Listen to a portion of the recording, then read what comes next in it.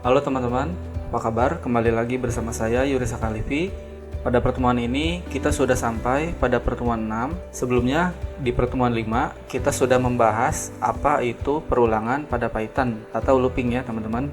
Nah di pertemuan ini, di pertemuan 6 kita akan membahas tentang list dan tuple pada Python. Penasaran? Mari kita mulai perkuliahannya.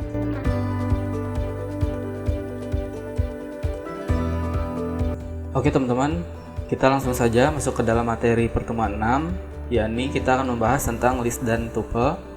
Sebelumnya kita harus tahu dulu nih, list dan tuple itu apa sih? Di dalam pemrograman Python, ada tipe data berurut atau sequence yang salah satu di dalamnya adalah list. Nah, list adalah tipe data yang berisi satu atau beberapa nilai di dalamnya. Nah, di dalam list ini nanti berisi nilai. Nilai-nilai ini kita namakan dengan item, elemen, atau anggota list ya teman-teman. Kemudian list ini dibuat dengan menempatkan semua item dalam tanda kurung siku. Nah, kurung siku teman-teman identik dengan apa nih? Ya betul ya, dengan array. List juga sama, dia menggunakan kurung siku ya teman-teman. Lalu apa bedanya nih sama array? Secara singkat, list dan array ini terdapat perbedaan dalam itemnya. Kalau array, dia tipe datanya sama. Jadi kalau misalkan kita mengisi nilai integer di dalamnya, semua datanya harus integer. Itu untuk array. Nah, jika untuk list, dia bebas. Dia mau campuran atau tipe data yang sama. Misal, saya punya nilai integer untuk indeks pertama. Untuk indeks kedua, misalkan saya punya nilai float. Nah, itu bisa untuk list. Nah, jadi kita tahu ya bedanya list dengan array. Oke teman-teman, langsung saja kita masuk ke dalam kode editor kita. Di sini saya sudah menyiapkan codingan yang nanti akan kita praktekkan supaya cepat ya teman-teman. Nanti di sini teman-teman mengikuti aja seperti biasa. Oke, langsung saja kita masuk kepada contoh yang pertama, yakni sintaks dasar list. Kita uncomment dulu ya.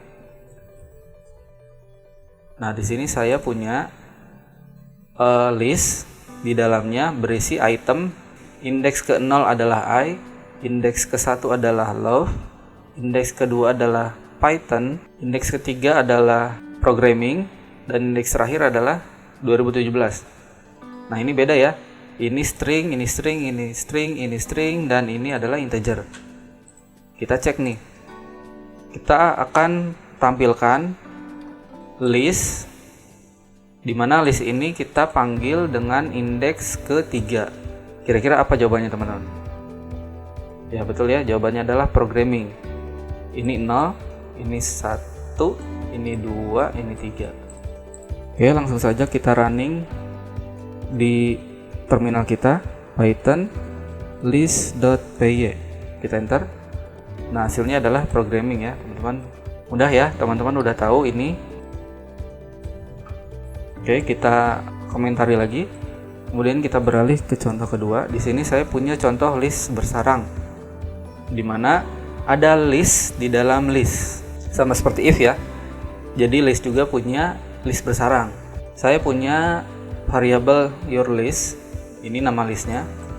Kemudian di dalam list ini kita punya item.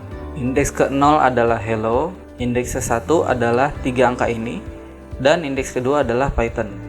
Di mana indeks ke-1 ini saya punya list bersarang. Di sini saya mempunyai angka 1, 2, dan 3. Jadi bedanya untuk list bersarang, dia punya 2 dimensi seperti ini teman-teman hasilnya. Di mana yang dimensi pertama ini dia mengacu kepada yang ini, hello, yang angka, sama yang Python. Jika digambarkan seperti ini teman-teman. Nah, hello ini adalah indeks ke-0, kemudian 1, 2, 3 ini masuk indeks ke-1, dan Python indeks kedua. Nah, itu adalah dimensi pertamanya.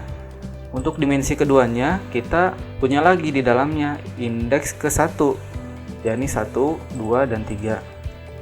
Jadi pada saat kita memanggil seperti ini, saya akan memanggil yourList, dimensi pertama adalah 1 dan dimensi keduanya adalah 2. Indeks ke-2 nih di dimensi keduanya berarti 0, 1, 2. Jawabannya 3. Kita cek ya, benar atau salah. Ini jangan dulu ini deh, kita komentari dulu, kita save, kita running lagi. Nah, ini hasilnya ya. Hasilnya adalah 3. Jadi di sini 0, indeks 0, indeks 1, indeks 2. Kemudian kita akan memanggil indeks pertama di dimensi pertama, berarti ini ya.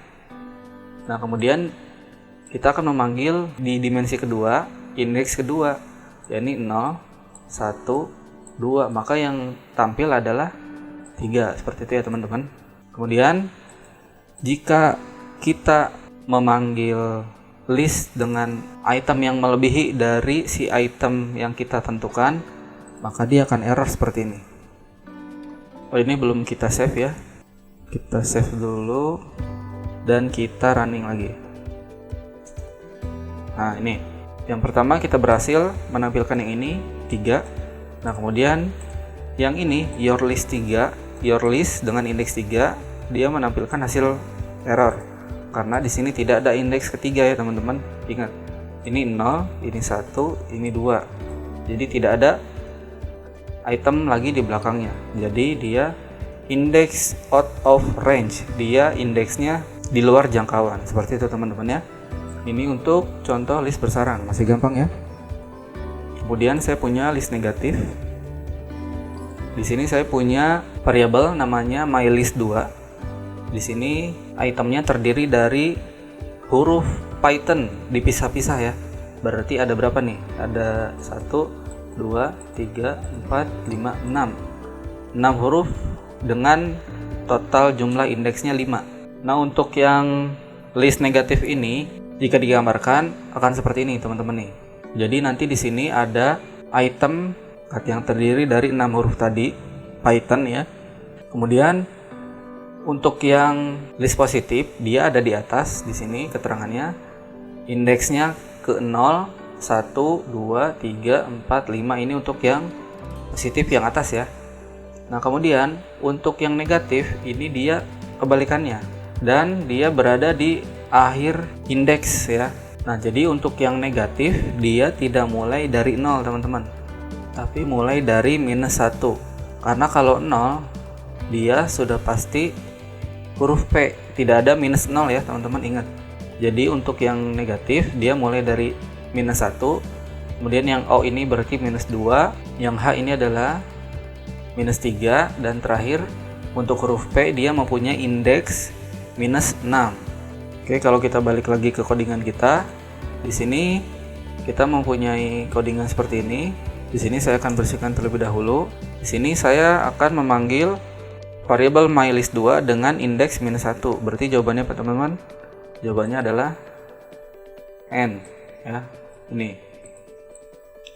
Ini -1, -2, -3 sampai ini -6. Kemudian di sini misalkan saya akan memanggil indeks -3. Kita coba ya.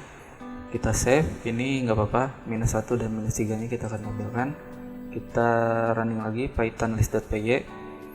Nah, ini adalah hasilnya. Yang -1 ini dia huruf N. Kemudian yang -3 adalah huruf T ya. Ingat, -1, -2, -3. Seperti itu teman-teman ya. Masih gampang untuk list negatif. Nah, kemudian saya punya contoh yang keempat, yakni slicing list. Nah, slicing list ini bisa kita gunakan untuk memanggil indeks atau item sesuai dengan range yang kita mau. Misalkan di sini saya mau manggil misalkan dari huruf T sampai huruf N. Nah, itu gimana caranya?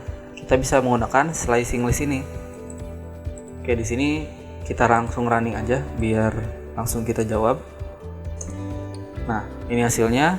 Oke, kita fokus dulu untuk yang baris pertama. Di sini kita akan memanggil variabel mylist2 dengan item 3.26. Nah, di sini slicing list ini dia menggunakan tanda .2.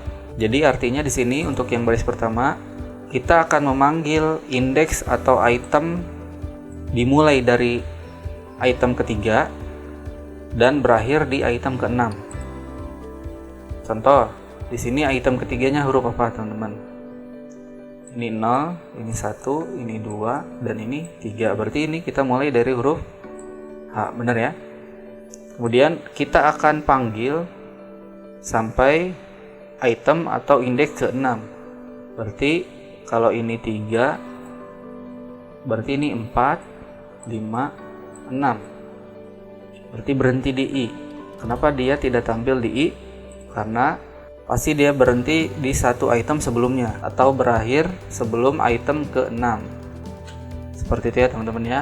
Nah, beda halnya jika kita tidak menentukan item terakhirnya nih. Kita mulai dari 3 aja seperti ini ya.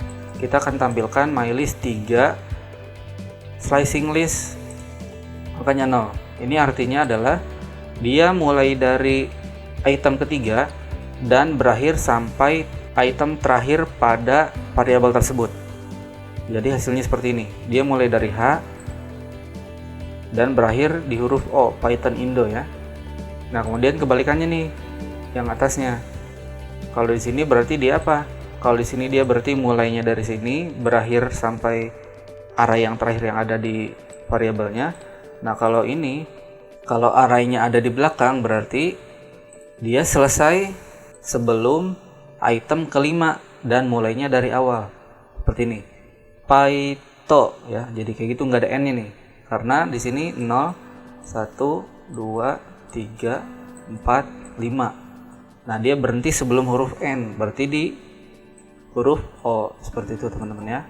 Nah, kalau ini yang minus, dia tidak bisa menggunakan slicing list seperti ini. Jadi dia hasilnya kosong.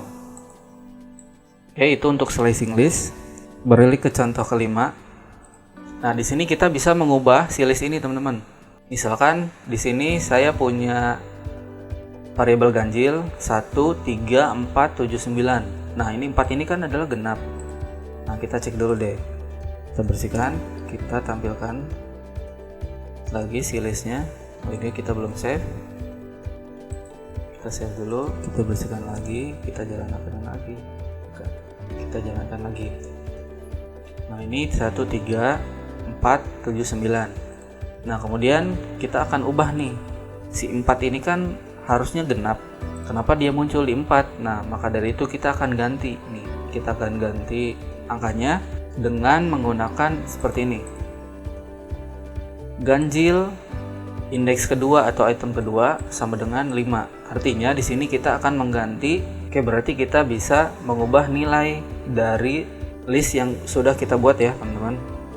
Kemudian ada lagi caranya nih untuk mengubah sekaligus. Oh, ini gak usah saya komentarin dulu ya. Seperti ini, kita hapus dulu komentarnya. Jadi nanti saya akan mengganti secara sekaligus yakni 11, 13, 15. Kita running dulu ya. Nah, seperti ini. Hasilnya adalah 1, 3, 11, 13, 15. Jadi di sini dia akan diubah mulai dari item kedua hingga item kelima. Kita punya berapa item nih, teman-teman? Di sini ada angka satunya berarti 0, 1, 2, 3, 4. Berarti kita punya item atau indeks sebanyak 4 ya.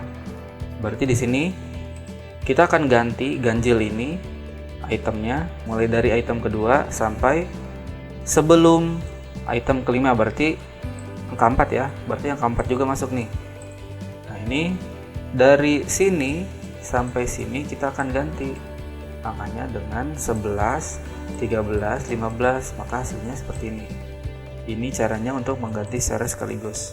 Selanjutnya kita punya contoh ke-6. Di sini saya akan menambahkan list itemnya nih teman-teman ya. Kalau tadi kita mengubah, sekarang kita menambahkan. Bagaimana caranya? Kita menggunakan .append di sini ya. Kita run dulu aja biar nggak bingung ya. Baik, ini belum saya save. Kita running lagi, kita bersihin dulu deh. Kita running lagi. Nah, ini hasilnya. Nah, di sini saya mempunyai variabel ganjil sama dengan 1357. Nah, append ini adalah untuk menambahkan anggota list atau item ya. Jadi di sini saya akan menambahkan angka 9 pada variabel ganjil. Berarti hasilnya 13579. Jadi dia menambahkan di akhir itemnya. Kemudian ini menambahkan secara sekaligus juga kita bisa menggunakan dengan extend. Misalkan saya ingin menambahkan, kalau ini kan nambahinnya satu angka. Nah, bagaimana caranya menambahkan lebih dari satu angka? Ya, ini menggunakan extend. Kita akan menambahkan secara sekaligus menggunakan extend dengan itemnya 11, 13, 15 yang ada di variabel ganjil. Ya, ini berarti nilainya adalah 1, 3, 5, 7, 9, 11, 13, 15. 9 di sini dia sudah ke bawah karena dia melanjutkan dari sini. Makanya 9 sudah terbawa di sini. Kalau misalkan kita kasih komentar di sini, maka hasil yang muncul adalah 1, 3, 5, 7, 11, 13, 15. Nah, 9-nya tidak muncul karena kita komentari seperti ini ya, teman-teman ya. Masih gampang ya. Selanjutnya saya juga punya nih, ini masih contoh ke-6. Misalkan saya punya, kalau tadi kan ganjil, sekarang genap. Variabel genap dengan item 2, 4, 6. Kemudian di sini saya akan menampilkan genap dengan yang ditambahkan dengan item yang angkanya 3 atau berakhir di indeks kedua. Jadi sini juga kita bisa menggunakan ini teman-teman untuk menambahkan anggota list. Kita running. Nah, ini sama aja 2, 4, 6, kemudian kita tambahkan atau kita lanjutkan ya dengan angka ini 8, 10, 12. Berarti 2, 4, 6 ini ya. Nih. 8, 10, 12. Kemudian kita juga bisa mengulang secara 2 kali dengan menggunakan kali atau bintang ya sini ya. Jadi saya punya item P dan Y, di mana P dan Y ini akan kita ulang sebanyak 2 kali. Maka hasilnya adalah P, Y, P, Y. Seperti itu teman-teman ya. Ini untuk menambahkan anggota list. Oke, kita komentari. Contoh 7, kita menyisipkan anggota list. Langsung saja kita running ya, kita bersihkan dulu. Saya mempunyai variabel ganjil 5, 7, 11, 13, 15. Di sini kita akan menyisipkan angka 9 setelah angka 7. Kalau sini kan kita belum mempunyai angka 9 ya. Nah, kita bisa menggunakan dengan menggunakan insert. Kita akan menampilkannya sebelum indeks kedua. Berarti 0, 1, 2. Berarti sebelum ini nih, sebelum ini kita akan menampilkan 9. Berarti 5, 7, 9. Berarti hasilnya adalah 5, 7, 9, 11, 13, 15. Jadi insert dan append itu dia mempunyai fungsi yang berbeda ya. Kalau append dan extend ini dia menambahkan di akhir, kalau insert dia bisa di tengah-tengah, menyisipkan ya. Oke, seperti itu untuk menyisipkan. Oke, kita beralih ke contoh 8. Di sini saya mempunyai variabel di dalamnya berisi nilai 5, 7, 11, 13, 15. Nah, di sini saya akan menghapus angka 7 ya. Dengan cara pop ya. Kalau menghapus ini pop. Kebetulan di sini untuk menghapus kita bisa menggunakan pop atau remove. Kalau pop dia mengacu ke indeksnya, ke itemnya ya. Berarti kalau ini satu ini adalah indeks ke 1, berarti yang akan kita hapus adalah 0, 1, berarti angka 7 yang akan kita hapus. Kalau remove dia adalah menghapus sesuai yang ada di dalam remove ini. Misalkan di sini angka 5, berarti dia akan menghapus angka 5. Nanti kita coba. Kita coba dulu yang pop. Kita running. Nah, ini hasilnya. 5, 7, 11, 13, 15 kita hapus indeks pertama. Berarti indeks pertama adalah 7. Hasilnya 7 sudah kita hapus ya teman-teman. Nah, kita akan menghapus dengan menggunakan remove. Yang tadi saya bilang remove ini dia menghapus sesuai dengan isiannya. Jadi bukan berdasarkan indeks. Di sini ya, kita kasih komentar sesuai nilai. Kalau ini sesuai indeks. Kita running lagi. Nah, ini indeks pertama atau angka 7 yang kita hapus. Kemudian yang bawahnya ini angka 5-nya sudah kita hapus dari sini. Jadi dia melanjutkan dari yang si pop ini ya. Kemudian kita juga bisa mengurutkan anggota list nih teman-teman. Saya punya contoh seperti ini. Saya punya contoh variabel alfabet yang isinya adalah huruf A sampai huruf I. Di sini saya akan sortir. Langsung kita running aja ya, biar nggak penasaran. Atau kita bersihin dulu. Kita running lagi. Nah, ini saya akan mengurutkan alfabet sesuai dengan hurufnya, yakni dengan sort. Nah, kalau di sini belum rapi kan ya, masih huruf A, B, D, F, E, C, H, G, I. Nah, kita akan sortir nih sesuai dengan hurufnya. Berarti mulai dari A sampai huruf I dengan menggunakan sort. Hasilnya adalah ini. Kemudian kita juga bisa menerapkan sebaliknya. Saya mau dari huruf I dulu nih, berakhir di huruf A dengan menggunakan sort juga, tapi di dalam kurungnya ada reverse. Jadi kebalikannya ya, reverse ya. Reverse sama dengan true, seperti itu teman-teman ya. Kemudian yang terakhir adalah membalik urutan list. Nah, kalau tadi kita sortir ya, sortir. Nah, kalau reverse-nya ada di luar, jadi tidak di dalam sort ini, hasilnya akan seperti ini. Nah, ini A, C, D, E, B. Kalau reverse dia sudah pasti langsung kebalikannya dari ini. Jadi kebalikannya B, E, D, C, A. Ya, seperti ini ya hasilnya. Nah, ini adalah untuk list ya teman-teman. Semoga teman-teman paham. Oke, kita beralih ke tuple ya teman-teman. Di sini tuple-nya ini bukan tuple atau yang tes bahasa Inggris, tapi tulisannya adalah tuple. Jadi tuple ini mirip dengan list, bedanya kalau list itu dia menggunakan kurung siku, kalau tuple dia menggunakan tanda kurung biasa. Nah, tuple ini bedanya juga yang kedua, tuple ini bersifat immutable. Jadi anggotanya tidak bisa kita ubah. Kalau list kan tadi kita bisa ubah ya. Kenapa kita harus menggunakan tuple? Tuple ini kita mempunyai kelebihan atau keunggulan dari list ya. Sebagai berikut nih. Tuple adalah immutable, maka iterasi pada tuple lebih cepat dibandingkan list. Kemudian yang kedua, tuple bisa berisi anggota yang immutable yang dapat digunakan sebagai key untuk dictionary. List tidak bisa dipakai untuk itu. Dan yang ketiga, kalau kita memerlukan data yang memang tidak untuk diubah, maka menggunakan tuple bisa menjamin bahwa data tersebut akan write protected. Jadi tidak bisa diedit ataupun diganti. Seperti itu teman-teman ya. Oke, langsung saja kita beralih ke kode editor kita. Di sini saya akan membuat tuple sederhana. Di sini saya mempunyai variabel tuple, di dalamnya dia kosong. Jadi kita langsung cek aja nih. Python tuple.py. Kita enter.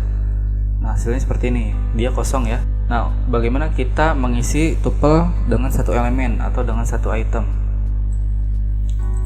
Caranya seperti ini. My tuple, ini variabelnya, kita isi dengan 1. Hasilnya adalah seperti ini. Nah, ya, seperti ini. Dia jadi tampil nih ininya ya, komanya. Kemudian kalau integer bagaimana? Seperti ini, 1, 2, 3 ini sama ya. Bedanya dia 3 angka, kalau ini 1. Jadi kita running lagi. Nah, ini hasilnya 1, 2, 3. Nah, kemudian di tuple juga ada tuple bersarang nih teman-teman. Sama aja dengan list. Teman-teman masih ingat ini kita anggap sebagai dimensi ke-1, ini sebagai dimensi kedua. Jadi kita akan memanggil seperti ini nih. Kita bisa menggunakan list di dalam tuple. Nah, ini ya, ini kan list ya. Dan bisa menggunakan tuple di dalamnya. Jadi ini bisa campuran antara keduanya. Jadi kalau misalkan kita running seperti ini, tuple bersarang, kita bersihkan, kita running lagi, hasilnya adalah ini. Ini kita print tupelnya dulu, yang ini semuanya. Kemudian kita print tupel yang ada pada dimensi pertamanya adalah indeks kedua, dimensi keduanya adalah indeks kedua. Berarti yang tampil adalah angka 6 ya, ini ya, angka 6 nih. Ya, jadi sama aja dengan list. Kemudian saya punya contoh tupel yang tidak menggunakan kurung. Ini juga bisa kita gunakan. Kita print lagi di sini my tuple.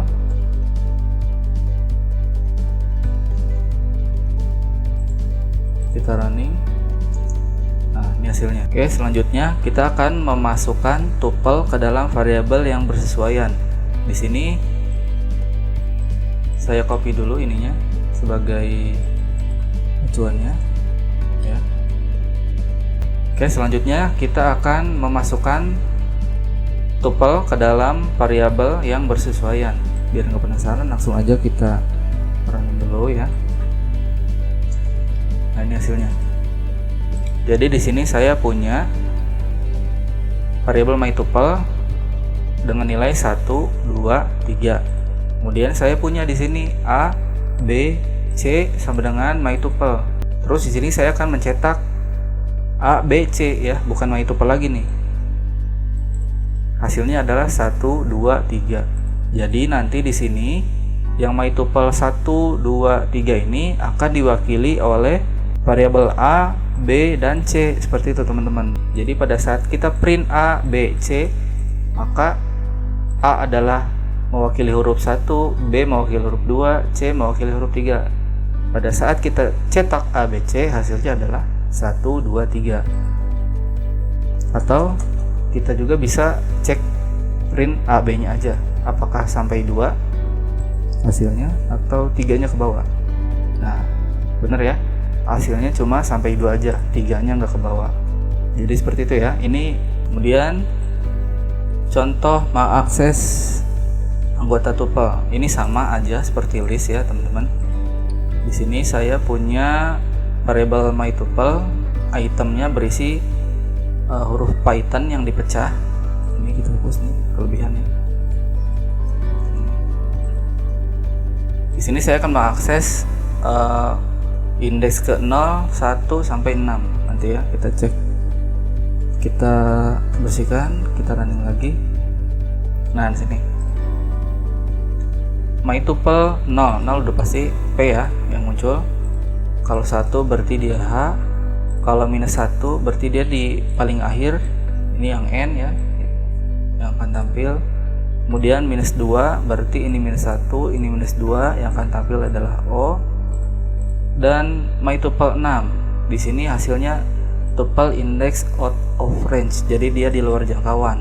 Dengan kata lain, dia sudah melebihi si item yang ada di variabel myTuple. Kemudian saya terakhir punya ya, ini nggak kelihatan, kita word wrap dulu. Nah, di sini saya punya variabel myTuple, isinya programming yang dipecah-pecah seperti ini. Kemudian saya akan memanggil yang slicing tadi ya, sama seperti list, seperti ini ya. Kita bersihkan, kemudian running lagi. Jadi ini sama persis seperti yang list. Berarti ini dia mulai dari indeks pertama sampai indeks sebelum 3. Berarti 0, 1, 2, 3. Nah, 3 ini tidak akan ditampilkan, tapi yang ditampilkan adalah sebelum indeks ketiga. Jadi hasilnya adalah pro. G nya nggak ke bawah. Kemudian yang 2.26 ini sama ya, dia mulai dari indeks kedua sampai indeks sebelum indeks ke-6. Berarti hasilnya adalah OGRA. Berarti 0, 1, 2. Nah, berarti bener ya, mulainya dari 0 berakhir di dia indeks kelima berarti ini. Kemudian yang ini adalah dia mulai dari indeks ketiga sampai indeks ke terakhir. Gramming seperti itu ya hasilnya. Nah, selebihnya sama aja. Teman-teman juga bisa menggunakan operasi pada tuple ya, seperti ini. Teman-teman bisa cek dan praktekkan. Di searching aja di Google caranya bagaimana, supaya teman-teman bisa lebih paham dan bisa memiliki wawasan yang luas. Seperti itu teman-teman ya. Oke teman-teman, itu dulu untuk materi kita di pertemuan 6 yang membahas tentang list dan tuple. Selanjutnya di pertemuan 7 kita akan membahas tentang string dan bilangan. Tetap pantau terus ya video kita di pertemuan 7 pada minggu depan. Sampai jumpa pada pertemuan berikutnya.